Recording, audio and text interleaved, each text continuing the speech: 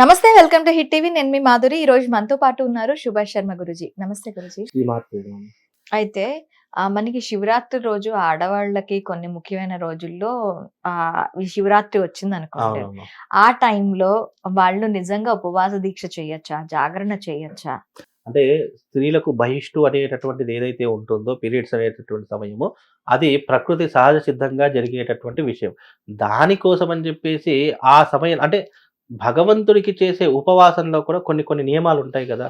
ఆ సమయంలో మాక్సిమం అయితే చెయ్యకూడదు. ఎందుకంటే మనం బహిష్టుగా మనం ఒక మైలలో ఉంటాం గాబట్టి, ఆ సమయంలో ఉపవాసం చేయకూడదు. ఎందుకు? ఇంకోటి ఆ సమయంలో మన శరీరం అంతా కూడా చాలా నీరసించిపోతుంది. శక్తి లోపిస్తూ ఉంటుంది. నువ్వు ఆ టైంలో గూడా ఉపవాసం ఉన్నావనుకో, నీకు లేనిపోని రోగాలు ప్రాప్తవుతాయి. కాబట్టి ఆ సమయంలో ఉపవాసం ఉండకపోవడమే చాలా మంచి పని అని చెప్తూ ఉంటాము. ఎందుకు పూజా నియమాలు? పూజా నియమాలు ఎలా అంటే ఆ సమయంలో అసలు బహిష్టు మనం స్త్రీలకు ఋతుక్రమం జరిగేట సమయంలో అసలు వాళ్ళు పూజ చేసుకోవడానికి కూడా అర్హత ఉండదు కదా వాళ్ళకు. వాళ్ళు ఒక పక్కన కూర్చోవడం, వాళ్ళు ఇంట్లో ఉన్నటువంటి వస్తువులను కూడా ముట్టుకోకూడదు అని శాస్త్రము. ఆ సమయంలో ఏంటంటే వాళ్ళకి రెస్ట్ ఇచ్చేటటువంటి సమయం. కాబట్టి ఆ రెస్ట్ ఇచ్చే సమయంలో వాళ్ళు పూజ చేసుకోవడానికి పనికిరాదు, పూజా నియమాలు చేసుకోవడానికి పనికిరాదు, ఉపవాసం ఉండడానికి కూడా పనికిరాదు. కాబట్టి ఇవి చేయకూడదు స్త్రీలు. అయితే స్త్రీలు ఓకే. మరి ఇంటిల్లిపాది చేయొచ్చా? తన పక్కన ఆ పెట్టి? స్త్రీ పక్కన కూర్చుందంటే భర్త చేయవచ్చు, లేదా తల్లి చేయవచ్చు, లేదా అత్తగారు చేయొచ్చు. వేరే వాళ్ళు ఎవరైనా చేసుకోవచ్చు. ఎవరైతే ఋతుక్రమమైనటువంటి స్త్రీ ఉంటుందో ఆమె ఒక్కదానికి మాత్రం పనికిరాదు అని శాస్త్రం. అంతే తప్ప ఇంట్లో ఎవరైనా చేసుకోవచ్చు పూజ. అది. శివరాత్రికి సంబంధించి చాలా రకాల అపోహలుంటాయి. ఈరోజు అన్నదానం చేయాలని కొంతమంది అంటారు. కొంతమంది ఉపవాస దీక్ష తీసుకుంటారు. జాగరణ చేస్తారు. అసలు నిజంగా మహాశివరాత్రి రోజు ఏం చేయాలి అంటారు? స్వప్న తెలియజేస్తారని ముందుగా ప్రేక్షకులందరికీ శ్రీమాత్రే నమః, శ్రీ గురుభ్యో నమః.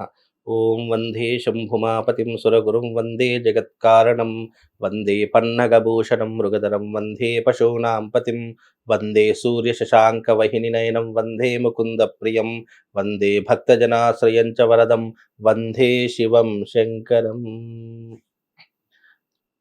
ఇక్కడ శివరాత్రి అనేటటువంటి దానికి అర్థం ఏంటి అంటే శివుడు ఆవిర్భవించినటువంటి రోజు.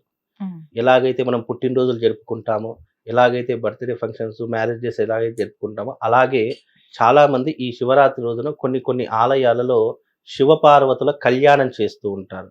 అలాగే చాలా మట్టుకు శివుడు ఆవిర్భవించినటువంటి రోజు కాబట్టి శివుడికి అభిషేకాదిక్రతువులు చేస్తూ ఉంటారు.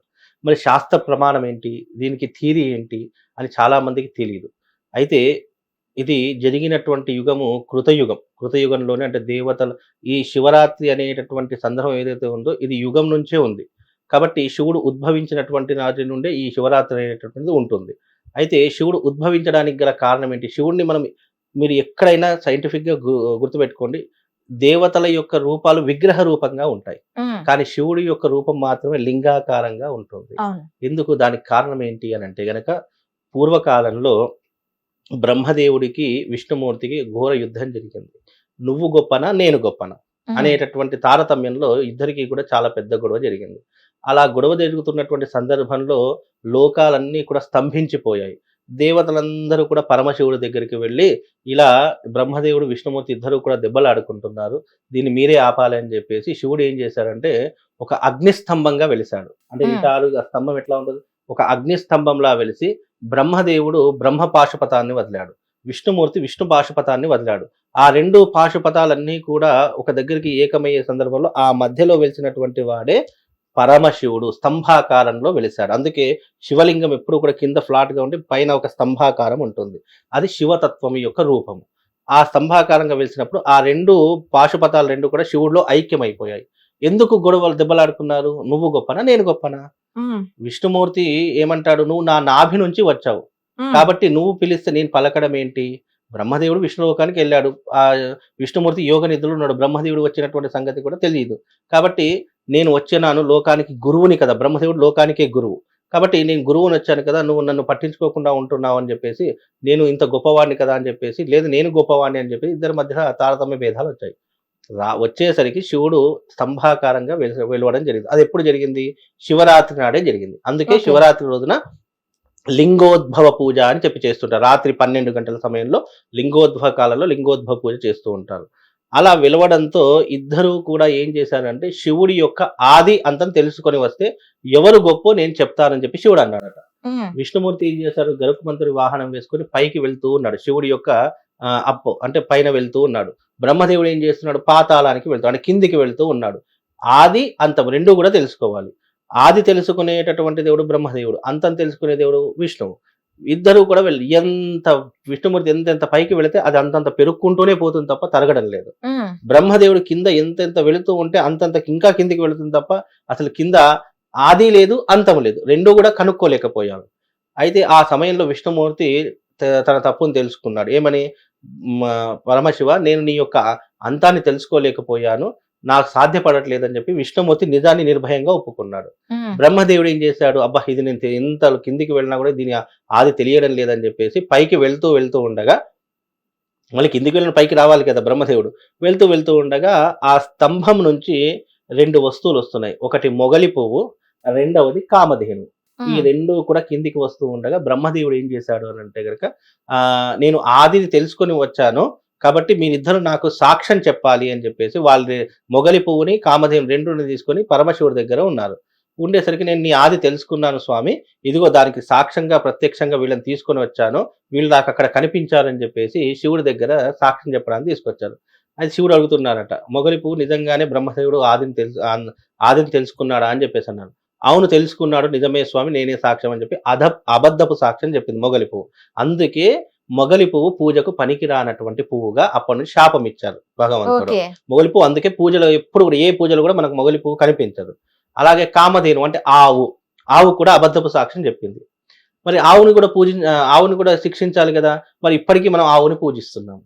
కారణం ఏంటి అని అంటే, ఆ ఆవు ఏం చెప్తుంది, నోటితో నిజంగానే ఆది తెలుసుకున్నాడు అని చెప్పి నోటితో చెప్పింది, తోకతో ఏం సిగ్నల్ ఇచ్చింది, చూడలేదు అని చెప్పి తోక ఊపుకుంటూ చూడలేదు అని చెప్పి సిగ్నల్ ఇచ్చింది. అందుకే మనం ఎప్పుడైనా ఆవుకి ముందర పూజ చేయము, అంటే మొహం దగ్గర పూజ చేయము, వెనక భాగం మాత్రమే పూజ చేస్తాం.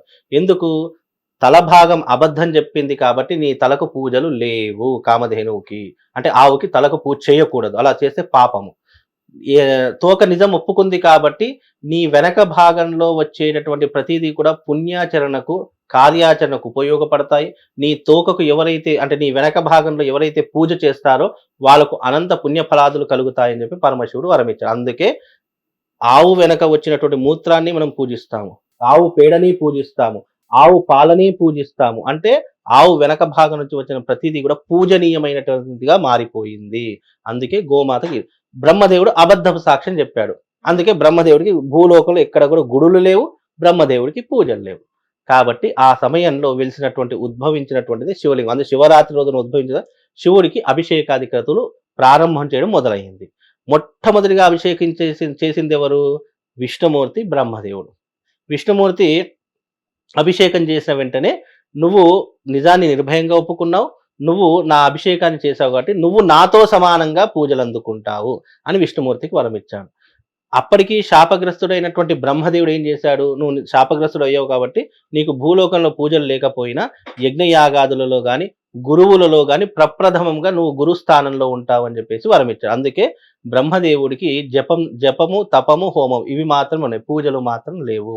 అందుకే ఈ శివుడు ఉద్భవించినటువంటి కాలమే మహాశివరాత్రి.